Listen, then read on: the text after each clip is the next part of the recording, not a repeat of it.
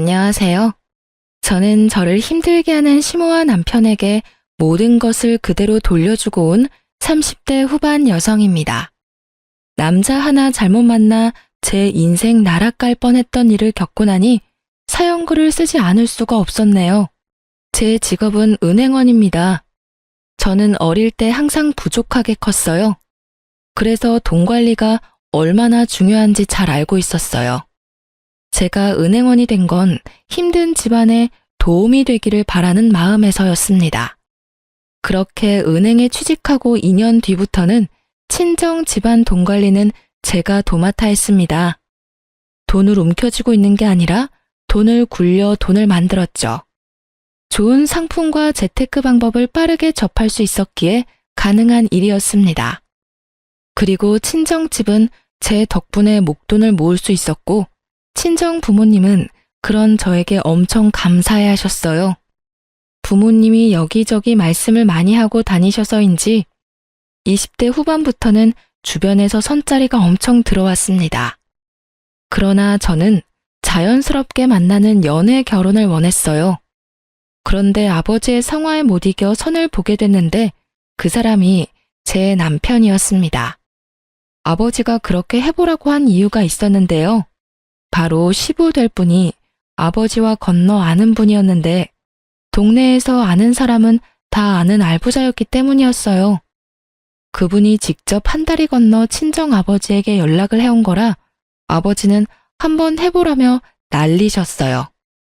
아버지들이란 다 그렇잖아요. 딸 좋은 거 해주고 싶고 도움되고 싶어 하고. 그런 좋은 마음으로 저를 위해 선자리를 잡아줬어요. 한 번만 만나겠다고 했는데 생각보다 저랑 취향도 비슷하고 대화가 잘 통했어요. 그렇지만 그 사람에게도 딱 하나 단점이 있었는데요. 바로 돈 쓰는 걸 너무 좋아한다는 거예요.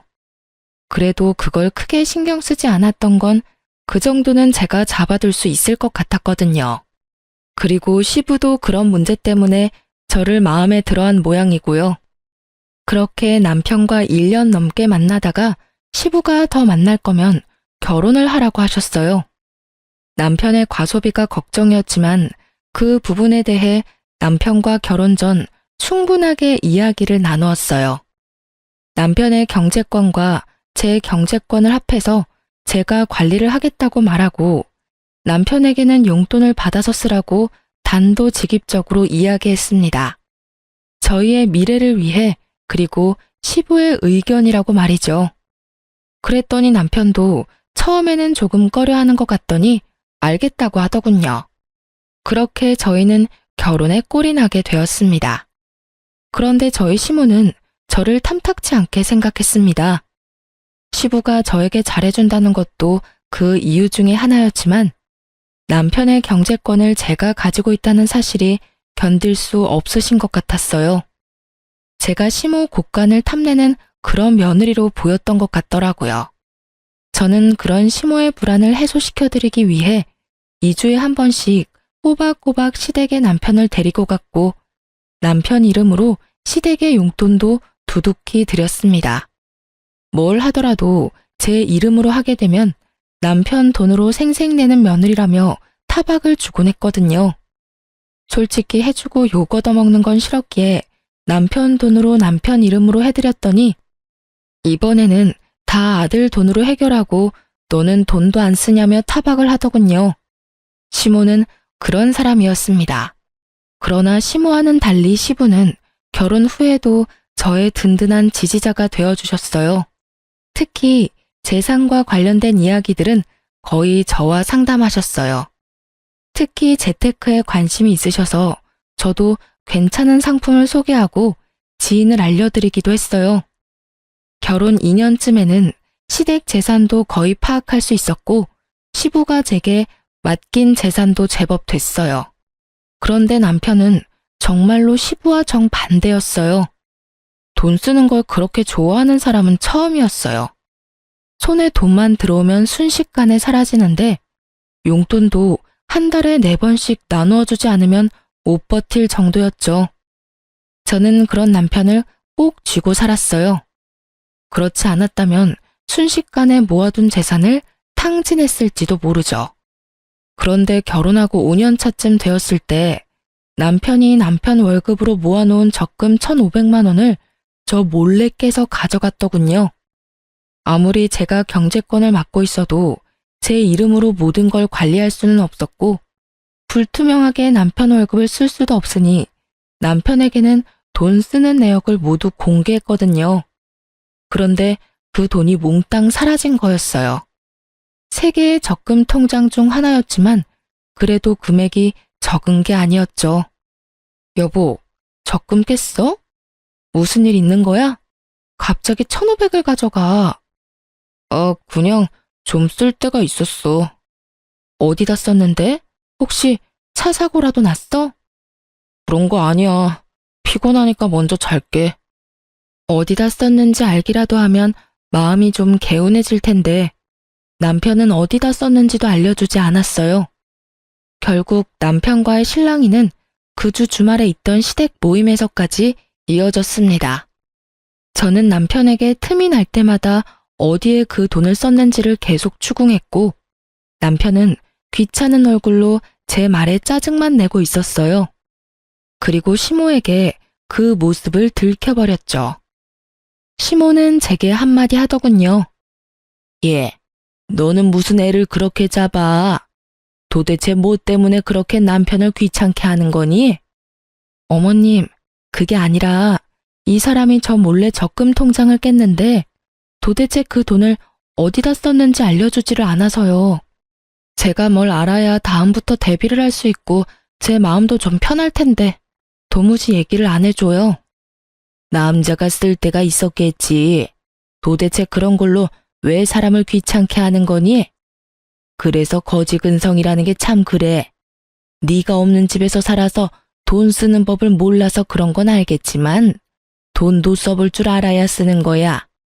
이런 식으로 돈 쓰는 거 간섭하고 그럴 거면 너 그냥 이혼해. 왜 그렇게 안 맞는 사람이랑 같이 살고 있니?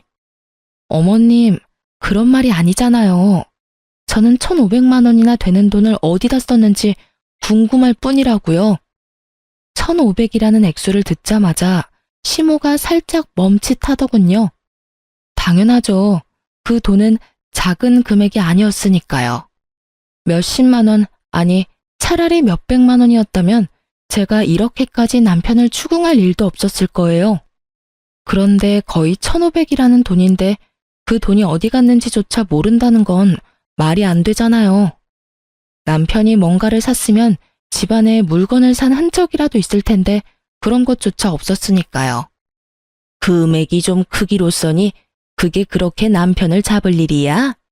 우리 아들이 애도 아닌데 쓸 때 썼겠지. 남들 앞에서 이게 다 뭐 하는 짓이니? 꼴보기 사납게.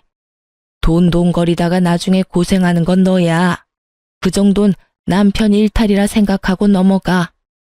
시모는 자기 아들을 잘 모르더군요. 돈 있으면 무작정 써버리는 그 남편의 습관조차 모르고 있는 것 같았어요. 하긴 모든 건 시부가 관리를 했으니 여태까지 남편이 자기 월급으로 무엇을 하든지 어머님은 상관하지 않았던 것 같아요. 게다가 시모가 빌려준 돈은 갚지 않아도 어차피 아들이니 언젠간 갚을 거라는 생각을 했던 것 같습니다. 저는 시모에게 남편의 상태에 대해 정확히 알려야겠다는 생각을 했습니다. 3달 뒤 저는 좋은 기회를 잡을 수 있었습니다. 저희 결혼할 때 시모가 남편에게 빌려준 돈이 있었어요. 무려 3천만 원이라는 돈이었는데 그건 시부도 모르는 돈이었어요. 제가 남편 월급으로 돈을 모은 이유도 나중에 시모가 그 돈을 달라고 하면 주기 위해서 모은 거였어요. 남편은 그 돈 갚지 않아도 된다고 했지만 또 모르잖아요. 그런데 시모가 돈을 돌려달라고 하더군요. 저는 잘 됐다 싶었어요. 그래서 남편에게 말했죠. 얼마 전에 어머님이 당신한테 빌려준 돈 갚으라고 전화 오시지 않았어? 나한테는 연락 오셨던데. 맞아. 3천만 원 갚으라고 하시네. 당신한테도 전화 오셨어? 내가 당신 월급 관리하는 거 아시니까. 어떻게? 저번에 깬 적금 1,500은 아직 있어? 그것 빼고 1,500만 줄까? 그거 다 쓴 지가 언젠데. 그걸 어디다 썼는지는 나한테 알려주지는 않았잖아. 하긴 내 돈도 아니고 당신 돈인데 어디다 썼든 알게 뭐야. 그럼 3천만 원 당신한테 줄 테니까 당신이 어머님한테 드려. 웬일로 나한테 시켜? 어머님이랑 그 1,500 때문에 당신이랑 헤어지라는 말까지 들었는데 내가 그걸 또 내 손으로 들여봐. 이번에는 또 무슨 소리를 들을지 모르잖아. 그랬지? 알았어. 그럼 내가 드릴게. 돈은? 통장 적금 이번 주 수요일 만기고 어차피 당신 명의 통장이니까 바로 돈 나올 테니 나오면 바로 전해드려. 딱 3천 들었어. 저는 그렇게 말하고 3천만 원이 든 통장을 남편에게 줬어요. 그리고 수요일이 되자마자 시모에게 돈 드렸냐고 남편한테 문자로 물어봤어요. 그랬더니 돈을 드렸다며 문자를 보냈더라고요. 그리고 기다렸어요. 금요일 아침부터 시모가 연락이 왔어요. 예, 너는 빌려간 3천만 원 수요일에 준다고 하더니 왜 아직까지 연락이 없어? 저는 올게 왔다는 생각을 하며 모르는 척 시모에게 되물었어요. 어머, 아직도 안 들어왔어요? 그 사람 통장에 모아놓은 돈인데 만기는 수요일이었거든요. 제 명의가 아니라 제 마음대로 할 수 없으니 그이한테 어머님 돈 드리라고 말했는데 아직도 안 들어갔단 말이에요? 그래, 아직 안 들어왔어. 빨리 넣어줘. 어머님, 그 돈은 이미 저한테 없어요. 그이가 애도 아닌데 알아서 드렸겠죠. 그런데 이상하긴 하네요. 수요일에 제가 남편에게 물어봤더니 돈 드렸다고 하더라고요. 너 설마 나한테 거짓말하는 건 아니겠지? 아들한테 물어봐도 되니? 그럼요. 꼭 물어보세요.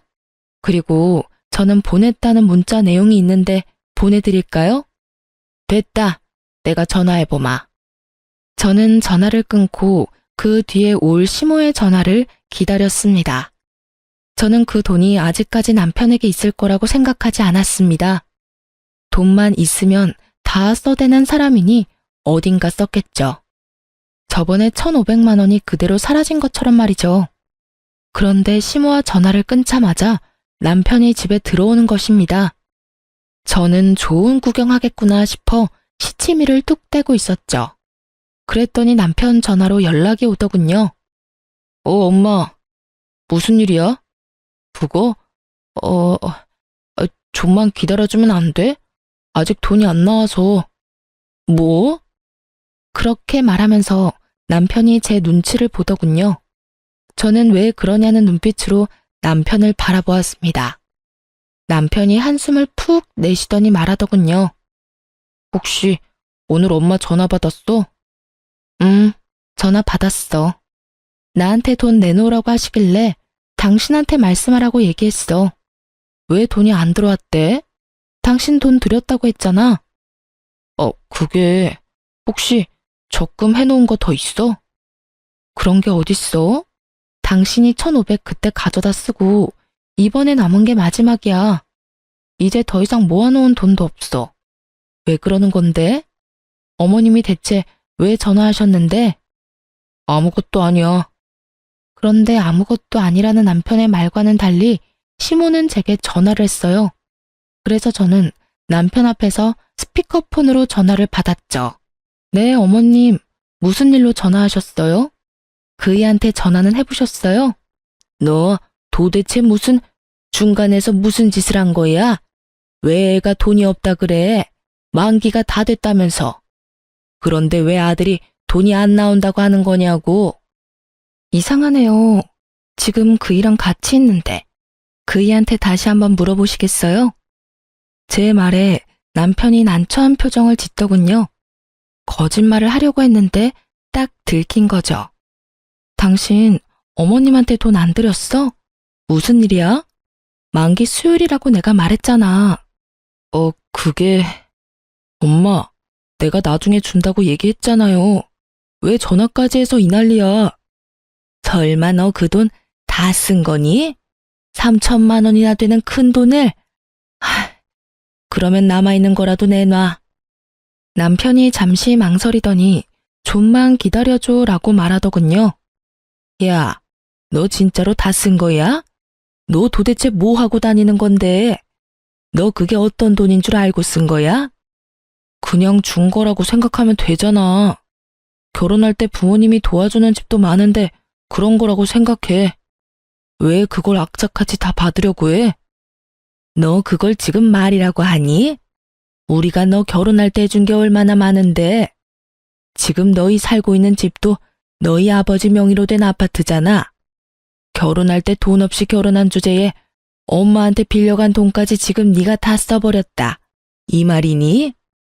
결국 남편과 시모는 서로 탓을 하며 싸우기 시작했고, 남편은 배째라는 식으로 담담하게 시모의 말에 별거 아니라는 듯 말하더군요. 결국 자신의 잔소리가 아들에게 통하지 않았다는 것을 안 시모가 먼저 전화를 끊었습니다. 당신은 도대체 그 돈 다 어디다 쓴 거야? 저번에는 그냥 넘어갔지만 이번에는 그냥 못 넘어가. 나한테 이야기 안 해주면 나 이번 일 아버님한테 말할 거야. 아버지한테는 얘기하지 마. 내가 곧 다 설명할게. 나도 그냥 막 쓴 거 아니야. 당신한테 충분히 설명할 수 있으니까 몇 개월만 기다려줘. 몇 달만 지나면 말할 수 없는 일도 말할 수 있게 되나요? 그렇지만 말을 해준다니 기다려보기로 했습니다. 하긴 그 사람 말대로 그 돈이 제 돈인가요? 본인 돈이지. 잠시 동안의 평화가 지속되었습니다. 그러나 그것도 몇 달 가지 않더군요. 시부가 그 사건에 대해 알게 되었거든요. 시모가 시부가 있는 곳에서 절대로 남편에게 돈을 달라고 말하지 않은 이유는 시부 때문이었는데 시댁 이사를 하려던 도중에 드러나게 됐어요. 하루는 시부에게 연락을 받아 시댁으로 향하고 있었습니다. 시댁에서 부르는 일이 많지 않았는데 시부가 부른다니 약간 걱정이 되기도 했습니다. 웬만하면 잘 부르시지 않고 볼 일이 있어도 밖에서 보는 걸 더 좋아하시는 분이셨거든요. 제가 갔더니 발등에 불이 떨어진 건지 침울한 표정의 시모와 화가 잔뜩 나 얼굴이 붉어진 시부의 모습이 보였습니다. 야, 너 엄마한테 받은 돈 어디 갔어? 시부의 그 말에 남편이 뚱한 표정으로 대답했습니다. 아버지가 그걸 왜 물어요? 엄마가 빌려준 건데. 저희끼리 알아서 할게요. 너 그게 도대체 어떤 돈인지 알고는 있냐? 그 돈, 네 엄마가 우리 집 담보로 대출받은 돈이라고. 너 대체 그 돈을 다 어디다 썼어? 그제야 남편의 표정이 하얗게 질리기 시작했습니다. 시모의 얼굴이 하얗게 질린 것도 그제야 이해가 갔죠. 아버지, 그게 있잖아요. 사실 그 돈은, 제가 다 썼어요. 남편의 이실직고에 시부의 얼굴이 새빨개지더니 갑작스레 시부가 뒤로 넘어가 버렸습니다. 그리고 그 순간부터는 아수라장이었어요. 구급차에 시부가 실려가고 입원을 하고서야 시부가 뇌졸중이 왔다는 것을 알게 됐어요. 평소 고혈압이 있으셨는데 그날따라 남편 일 때문에 약도 못 드시고 화가 나서 남편을 추궁하다가 혈압이 갑자기 오른 것 같다고요. 그런 일이 있으니 남편은 고개도 들지 못하고 있었습니다. 그렇지만 이 와중에 시모는 남편이 아닌 저의 탓을 하더군요. 네가 문제야. 네가 중간에서 잘 해결했으면 이런 일이 없었잖니? 매번 항상 똑 부러지는 척은 혼자서 다 하더니 이런 일은 왜 똑 부러지게 해결을 못해서 이 난리를 만들어? 어머님, 저번에 이 사람이 1,500만 원 다 써버렸을 때 저한테 뭐라고 그러셨어요? 남편도 못 믿으면서 무슨 결혼 생활을 하냐고. 그렇게 살 거면 이혼하라고 하셨잖아요. 그래서 저는 이 사람 믿어준 것 뿐이에요. 그리고 어머님께서도 아셔야 된다고 생각했고요. 그 돈을 제가 쓴 것도 아닌데 왜 제 탓을 하는지 모르겠네요. 남편 명의였고 남편 이름으로 된 통장에 있었어요. 그러면 당연히 남편한테 물어야 하는 게 맞는 거 아닌가요? 왜 아무 상관없는 저한테 계속 책임을 지라고 말씀하시는 거예요? 그렇게 말하면 안 되지. 여태까지 우리 집 재산 관리는 네가 다 했지 않니? 그런데 왜 갑자기 이번 일만 네가 쏙 빠진 거야? 나는 너 용서 못해. 그러니까 네가 책임지고 네 시아버지 돌봐라. 집 팔고 들어와서 시아버지 수발 들어. 다 늙은 내가 해야겠니? 몇십 년이라도 팔팔한 네가 해야지. 합가요? 아버님이 아프시면 전문 병원에 맡기는 게 맞는 거고 합가를 하지 않아도 아버님을 충분히 돌볼 수 있어요. 왜 굳이 합가를 하시라고 하는 건지 모르겠네요. 그리고 누누이 말하지만 돈을 쓴 건 제가 아니에요. 어머님이 저한테 뭘 원하는지는 모르겠는데 그런 걸 원하시기 전에 아들하고 이야기를 더 해보세요. 그 1,500, 3,000 어디다 썼는지요. 남편이 그 돈 몰래 안 썼으면 아버님 쓰러질 일이 있었겠어요? 그리고 당신이 이야기해봐. 왜 당신이 저지른 일 때문에 내가 이렇게 스트레스를 받아야 해? 나는 이런 식으로 합가하는 건 원하지 않아. 아버님이 아프셔서 내가 정말로 집에서 수발을 들어야 한다면 모르겠지만 지금 당장 병원에 있으셔야 하는데 왜 합가를 해? 우리 집에서도 충분히 가능한 일인데. 당신 진짜 너무 뻔뻔한 거 아니야? 어떻게 아버지가 아프신데 돈 얘기만 할 수 있어. 그리고 합가를 안 하겠다는 건 아버지 수발을 들지 않겠다는 얘기잖아. 집에서 들든 시댁에서 들든 아무 상관없으면 시댁에서 들어도 되는 거잖아. 네가 합가 반대하면 난 너랑 이혼할 거야. 어차피 우리 사이에 아이도 없잖아. 이상한 생각이 들었습니다. 남편이 왜 저렇게 뻣뻣하게 나오는 거죠? 지금 당장 저와 시부에게 빌고 빌어도 모자랄 판에 이혼을 하자고 하다니요. 저는 당황스러워서 남편에게 물었습니다. 설마 지금 당신 나하고 이혼하자고 이야기하는 거야? 그래. 합가 안 할 거면 이혼해. 당신한테 정말 실망했어. 아버지 아픈데 어떻게 그런 말을 할 수가 있어? 우리 아버지한테 이쁨 받은 건 당신이잖아. 그러고는 남편이 자리를 떠버리더군요. 저는 남편 몰래 사람을 써서 뒤를 캤어요. 그런데 깜짝 놀랄 만한 소식을 듣게 됐어요. 남편에게 다른 여자가 있었습니다. 숨길 생각도 없이 만나고 있더군요. 게다가 바람피는 여자는 제가 아는 사람이었습니다. 제 건너 지인이었거든요. 평이 그렇게 좋은 사람은 아니었습니다. 친구 말로는 상여우라고 하더군요. 자신의 외모를 이용해 총각 유부남 가리지 않고 돈 뜯기로 유명한 여자라고 했습니다. 그래서 저는 그 여자의 SNS를 타고 들어갔습니다. 남편과 바람피는 걸 확인할 수 있지 않을까 싶어서요. 그런데 몇 달 전부터 굉장히 많은 사진이 올라오더군요. 분명히 혼자서 가서 찍을 만한 곳은 아니었습니다. 게다가 남편이 적금을 깬 그날 올라온 사진을 보니 100일 선물로 받은 명품 가방 사진이라며 사진을 떡하니 올려놨더군요. 그제서야 감이 딱 왔습니다. 이 남자가 이 여자 명품백을 주려고 적금을 깼구나 하고요. 그리고 3천만 원의 행방도 안 봐도 뻔했던 거죠. 제 남편과 그 여자가 사귀는 동안 그 여자의 사진에는 온갖 종류의 명품들이 다 올라왔습니다. 비싸고 유행하는 물건들. 그걸 보고 저는 정이 확 떨어졌어요. 저와의 결혼 기념일에는 케이크 하나 사준 적 없는 사람이었습니다. 용돈을 받는 처지에 케이크 살 돈이 어디 있냐고요. 저도 남편에게 용돈을 주는 생활을 하면서 그런 걸 바라지도 않았습니다. 아니, 바랬지만 뒤로 갈수록 바라지 않게 되었다는 것이 맞는 말이겠죠. 그런데 그 여자에게는 적금까지 깨서 명품을 선물한 걸 보고 남편의 의도를 제대로 확인해버렸죠. 남편이 그 돈의 행방을 말하지 않은 이유는 명확했습니다. 몇 달 뒤에는 저와 이혼하고 그 여자와 함께할 미래를 미리 그리고 있었던 거예요. 거기까지 생각이 미치니 남편과의 결혼을 유지해야 할 어떤 이유도 없었습니다. 저는 남편과의 이혼을 마음속으로 이미 결정했습니다. 합가를 하지 않으면 이혼을 하겠다는 그 말은 그냥 해본 말인 거죠. 그렇다면 원하는 대로 해줘야죠. 자신이 지금 어떤 여자에게 정성을 다하고 있는지를 모르는 상황에서 다시 한 번 더 남편 놈에게 본때를 보여줘야 할 것 같았습니다. 저는 남편을 불렀습니다. 합가 안 하면 이혼하겠다는 당신 생각 변함없어? 변함없어. 난 당신이 합가 안 하면 당신이랑 헤어질 생각이야. 아버지 병간호 안 하는 며느리는 필요 없다고 생각해.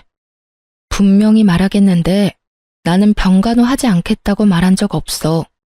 아버님을 모시더라도 그건 우리 집에서도 할 수 있다는 말이었고, 그런데 당신이 지금 앞뒤 다 잘라먹고 무조건 합가 안 하면 이혼하겠다고 하고 있잖아. 그만하자. 이렇게 말 돌리는 거 나 다 알아. 제 말에 남편 놈이 흠칫하더군요. 당신이 왜 이혼하자고 하는지 다 안다고. 당신 바람 피고 있잖아. 나 몰래. 그래놓고 정말 웃기다. 아버님 핑계 대면서 이혼하자고 하는 거야? 차라리 솔직하게 말하지 그랬어. 다른 여자랑 같이 있고 싶으니까 이혼하자고. 무슨 말이야? 내가 무슨 바람을 피워? 바람 안 핀 걸로 하고 싶니? 그러면 그렇게 해. 어머님한테는 말하지 않을게. 그렇지만 나는 내가 유책 배우자로 이혼할 생각은 전혀 없어. 변호사 사서 소송할 거고 당신이 나를 이용하도록 놔두지는 않을 거야. 어머님한테 말하는 건 당신한테 맡길게. 그리고 제 말을 듣던 남편은 웬 떡이냐 싶은 표정으로 웃고 있더군요. 하긴 쉽게 이혼해주는 것 같아서 기분이 좋았겠죠. 하지만 저는 쉽게 이혼해줄 생각은 전혀 없었습니다. 그리고 이혼 소식을 시모가 들었는지 저에게 전화가 왔더군요. 너 이러는 거 아니다. 네 시아버지 아파서 누워 계시는데 어떻게 지금 이 상황에 이혼을 이야기하니?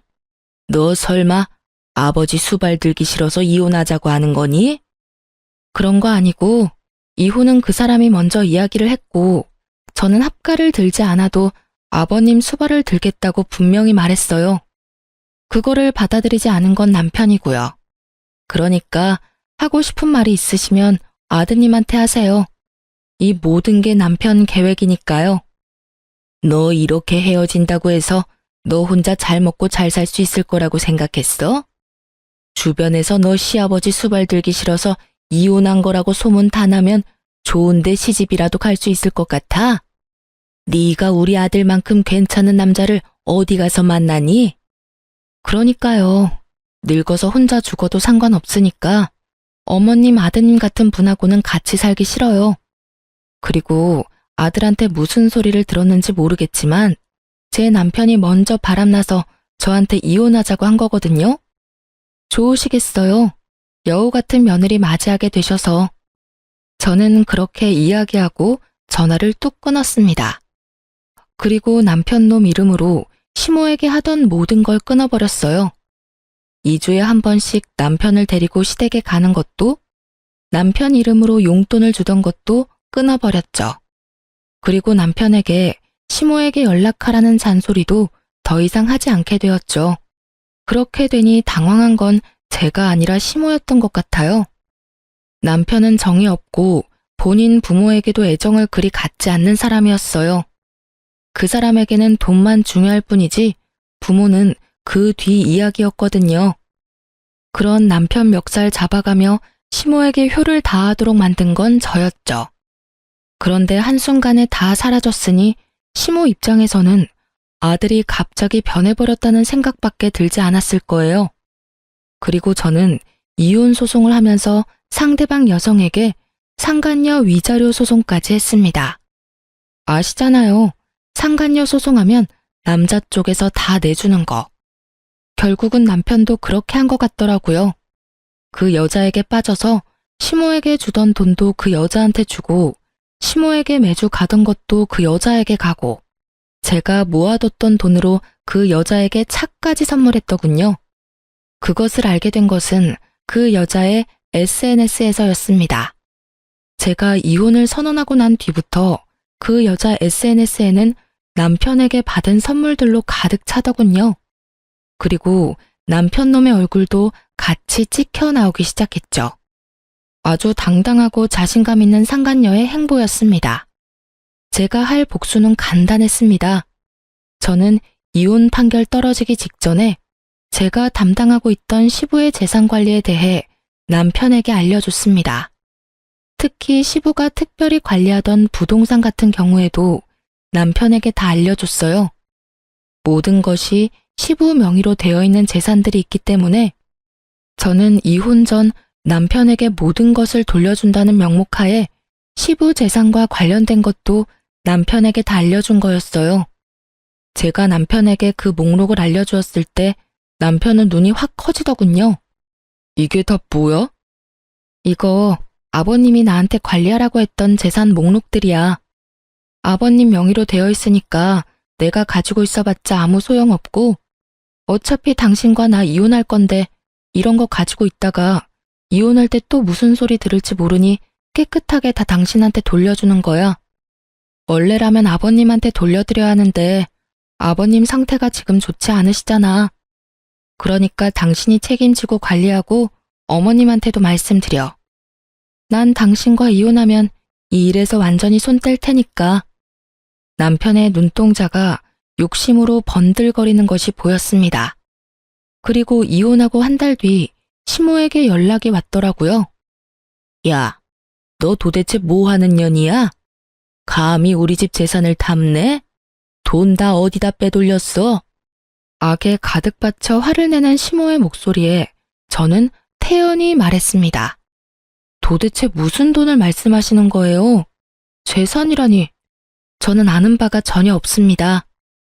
네가 모르는 게 어디 있어? 우리 남편이 너한테 재산을 다 맡겼는데 그 재산들이 지금 하나도 없잖아. 지금 통장에 땡전 한 푼이 없어. 네가 다 가져간 거지? 제가 관리하던 건 남편에게 모두 다 줬어요. 제가 가지고 있을 필요가 없으니까요. 이미 남남인데 제가 가지고 있으면 그거야말로 범죄죠. 제가 변호사 입회하에 남편에게 모조리 다 돌려줬어요. 그러니까 하고 싶은 말이 있으시면 아들한테 하세요. 저한테 전화하실 게 아니라. 뭐? 너 설마 진짜로 우리 아들한테 그 돈을 다 줬니? 네. 아버님 그렇게 되고 후견인이 남편밖에 없잖아요. 그래서 준 거예요. 네가 지금 정신 나간 짓을 했어. 너 지금 집이 어떻게 돌아가는지 아니? 부동산에 적금에 병원비까지 탈탈 털렸어. 그리고 나랑 남편이 내는 보험까지 다 해지하고 해지 환급금까지 아들이 다 가져갔더라.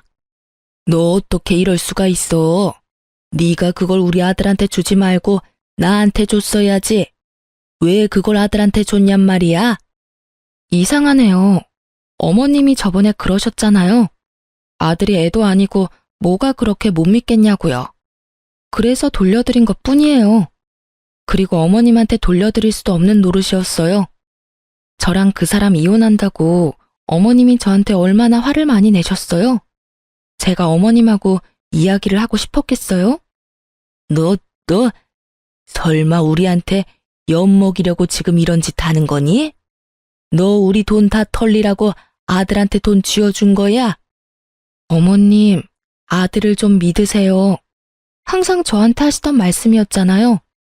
아드님이 뭐 별다른 짓 했겠어요? 알아서 잘 썼겠죠. 필요한 곳에. 지금 그게 아니니까 너한테 하는 말이잖아. 내가 아픈 남편 수발드는 와중에 지금 이런 일까지 당해서 정신이 없어. 병원비를 내려니 통장에 땡전 한 푼도 없고 왜 그 돈을 아들한테 준 거야? 아, 내가 못 살아. 그 새끼가 돈을 얼마나 펑펑 쓰는지 네가 잘 아는데 왜 그걸 줬단 말이야. 아이고, 내 돈. 아이고, 내 돈. 그걸 저한테 말씀하셔도 저와는 상관없는 일이에요. 저는 제가 왜 이런 전화를 받아야 되는지도 모르겠고요. 제가 할 일도 끝났고 서로 간에 해결해야 될 문제도 다 끝났어요. 이혼 판결 나왔고 그리고 그 사람이 바람 펴서 이혼하는 바람에 유책 배우자 돼서 저한테 위자료도 지급해야 했죠. 다행히 아닐 수 없네요. 그래도 위자료는 제대로 들어왔거든요. 상간녀 위자료도 잘 들어왔더라고요. 전 남편이 대신 내줬나 봐요. 그 돈이 어디서 났는지는 잘 알겠네요. 여하튼 저는 할 얘기 없으니까 앞으로 저한테 전화하지 말아주세요. 전화를 끊으려는데 갑자기 울먹거리는 시모의 목소리가 들려왔습니다. 여느라가 미안하다. 내가 잘못 생각했어. 너랑 우리 아들이 헤어지는 게 맞다고 생각했는데 그게 아니었다. 그 상간녀는 우리 집에 들어와서는 안 돼. 그동안 네가 얼마나 고생했는지 내가 이제 알겠다. 이제 알았어. 네가 잘해준 것도 모르고 내가 그렇게 굴어서 정말 미안했다. 그러니까 제발 돌아오지 않을래? 우리 아들이 정신이 나갔나 봐. 그 여자한테 정신이 팔려서 부모를 내팽겨쳐두고 보살피지도 않고 있어. 게다가 집안에 있는 돈은 씨가 다 마를 정도야. 제발 부탁이다. 돌아오면 안 되겠니? 저는 그 말에 대꾸도 하지 않고 끊어버렸어요. 들려오는 소문에 의하면 시모는 그날 쓰러진 뒤로 병원 신세를 지고 있고 남편과 상간녀는 결혼식을 위해 열심히 돌아다니고 있다고 하더군요. 시부가 쓰러지든지 말든지 시모가 쓰러지든지 말든지 아무 상관없이 열심히 비싸고 좋은 거 구경하면서 돌아다녔더군요. 사업을 하는 시부가 쓰러져서 돈 벌어다 줄 사람도 없는데 돈을 그렇게 써대는 걸 보니 조만간 돈이 다 떨어질 것 같더라고요. 게다가 시모 성격도 보통이 아니잖아요. 남편이 결혼하겠다고 데려온 예비 며느리를 가만히 둘 성격은 아니었습니다. 그렇지만 이 모든 것들은 제가 신경 쓸 일이 아니었습니다. 저는 이미 헤어진 사람이고 이혼을 했으니까요. 그들의 일은 그들에게 맡기는 게 현명한 일이겠죠. 이렇게 저는 남편과 헤어지고 새로운 인생을 살게 되었습니다. 그렇게 이혼하고 2년 뒤에 시모와 남편을 만나게 됐어요. 최근이었어요. 장소는 바로 변호사 사무소였습니다. 뜬금없는 장소에서 정말 우연히 마주친 저는 아무 말 없이 지나려고 했는데 시모가 제게 말을 걸어오더군요. 너도 이제 개인 회생하러 왔니? 아니면 파산? 내가 그렇게 너한테 울면서 매달렸는데도 너 정말 매정하게 우리 버리고 갔더라. 네가 아들이랑 이혼하는 바람에 집안이 풍비박산이 났어. 결혼했으면 끝까지 남편을 책임졌어야지. 뭐하러 남편 내버려뒀다가 집안을 엉망진창으로 만들어. 네가 우리 아들을 망쳐놨어. 이게 전부 다 네 탓이야. 그래, 우리 이렇게 만들어 놓고 너는 편하게 살 줄 알았니? 너도 봐, 개인 회생하러 왔잖아. 2년이 지났는데도 여전하시더라고요. 미안하다고 했던 건 거짓말이었나 봅니다. 제가 뭘 잘못했어요? 말해보세요. 제가 잘못해서 이혼했나요? 저 사람이 다른 여자 만나면서 돈 쓰느라 이혼하게 된 건데 모두 제 탓이라고요? 제가 그렇게 할 이유가 전혀 없잖아요. 저는 아버님 재산을 불리려고 노력했으면 했지 이런 소리 들을 만큼 나쁜 짓 한 건 없어요. 내가 모를 줄 알았니? 우리 아들이 너한테 그렇게 돈을 많이 썼다며? 네가 그렇게 사치스러웠다는데 우리 집안 돈 네가 가져간 거 맞잖니? 돈 관리한다는 명목으로 네 재산 가져간 것도 너지? 시모가 하는 어이없는 말에 저는 전 남편 놈을 쳐다봤습니다. 전 남편 놈은 다른 곳을 쳐다보며 제 눈을 바라보지 않더군요.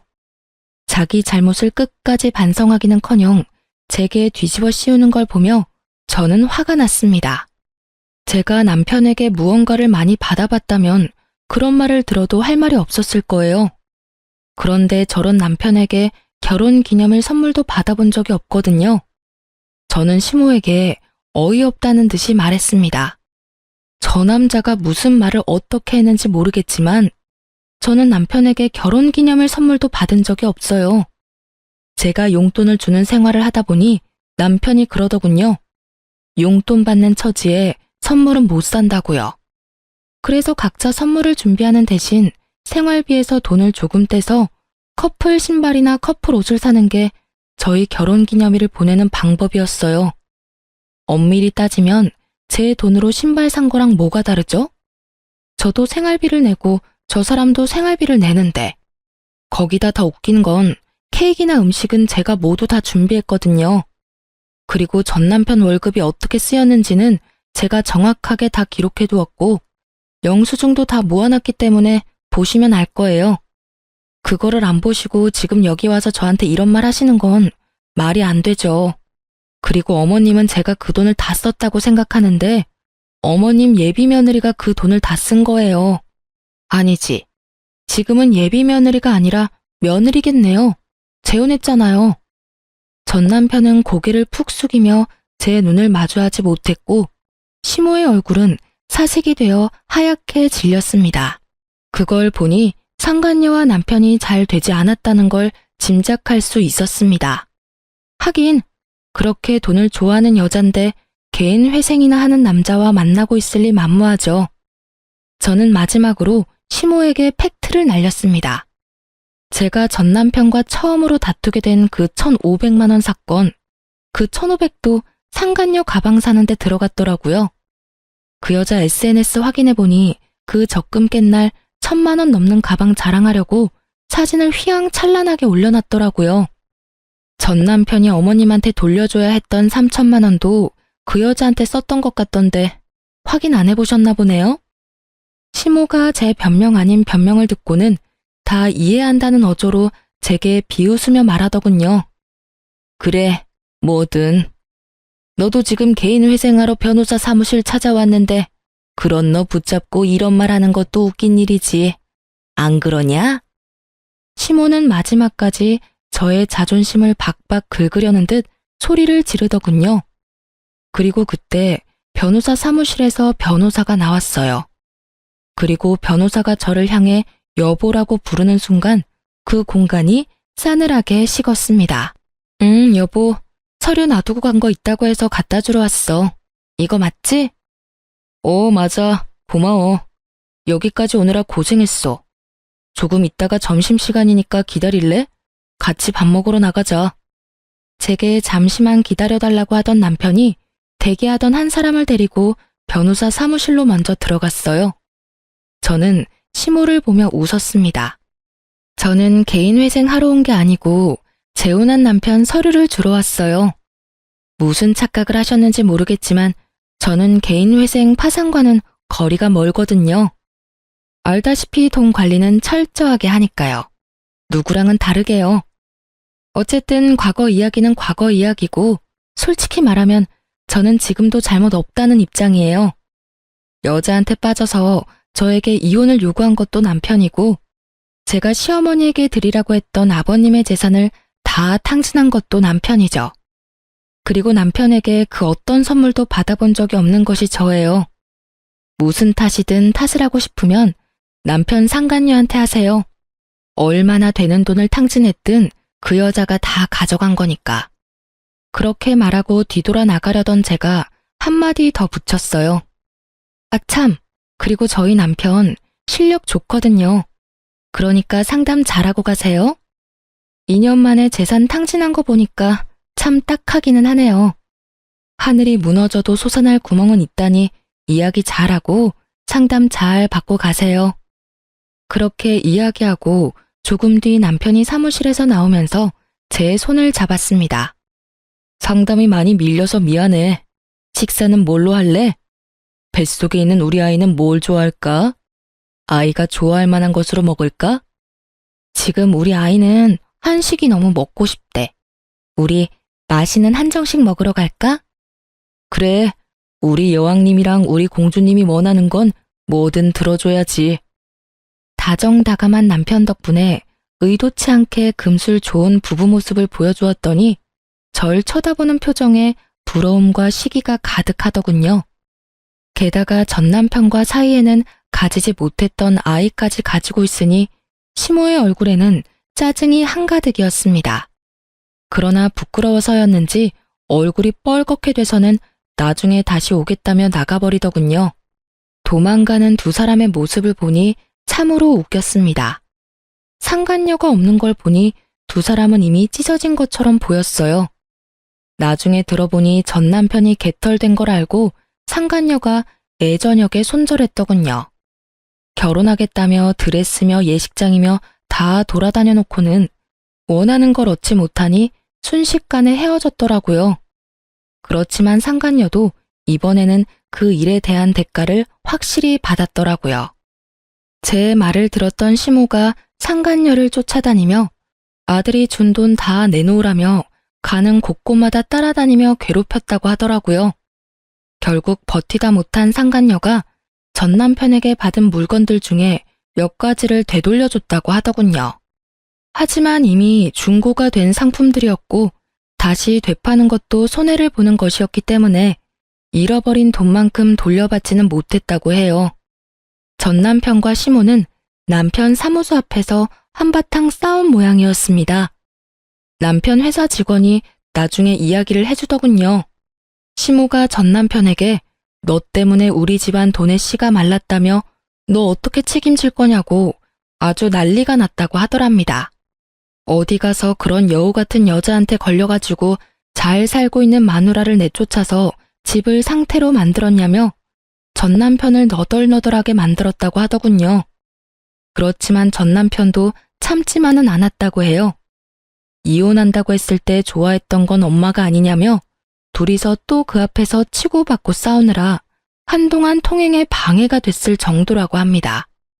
그 이야기를 들으면서 둘 다 참 똑같은 사람이다 라는 생각을 했네요. 자기들이 뿌린 대로 거뒀을 뿐인데 둘 다 잘못했음에도 불구하고 서로 남탓만 하고 있으니까요.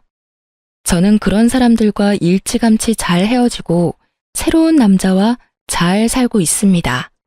재혼이라 좀 걱정스러웠지만 상대방도 재혼이라 조금은 덜 부담스러운 상황이었죠. 이제는 아이도 생기고 더 안정적이고 행복한 생활을 하고 있습니다. 솔직히 전 남편을 생각하면 아직도 짜증나고 부끄럽고 지워버리고 싶은 기억이라고 생각하고 있지만 그 일이 없었다면 제가 이렇게 빠져나올 일도 없었겠죠. 지금 저희 시댁 부모님들은 제게 항상 고마워하세요. 남편과 함께 시댁 친정 재산을 불려주려고 열심히 노력하고 있는 저에게 매번 고맙다며 감사 인사를 하시거든요. 그렇게 하지 않아도 된다고 했는데도 고마움을 표현해 주시는 부모님들을 보면 저도 더 열심히 도움이 되고 싶은 마음을 가지곤 합니다. 이런 게 바로 가는 정이 있으면 오는 정도 있다는 말이겠네요. 긴 글 읽어주셔서 감사합니다. 모두들 행복한 하루 되세요.